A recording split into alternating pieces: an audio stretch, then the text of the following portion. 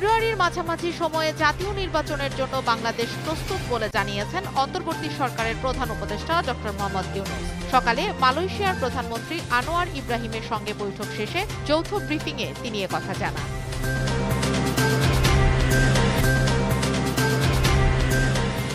বাংলাদেশ ও Malaysia ৫টি সমঝোতা স্মারক এবং ৩টি নোট বিনিময়ে সই করেছে। প্রধান উপদেষ্টা ডক্টর মোহাম্মদ ইউনূসের ৩ দিনের মালয়েশিয়া সফরের প্রথম দিন পুত্রজায়ায় এসব চুক্তি সই হয়।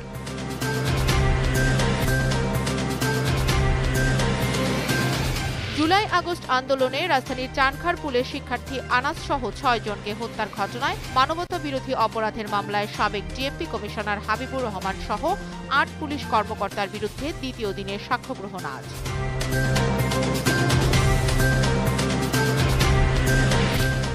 জাতীয় ঐকমত্য কমিশনের মেয়াদ আরও ১ মাস বাড়িয়েছে সরকার। এ কমিশনের মেয়াদ আগামী ১৫ সেপ্টেম্বর পর্যন্ত বাড়িয়ে মন্ত্রিপরিষদ বিভাগ থেকে প্রজ্ঞাপন জারি করা হয়েছে।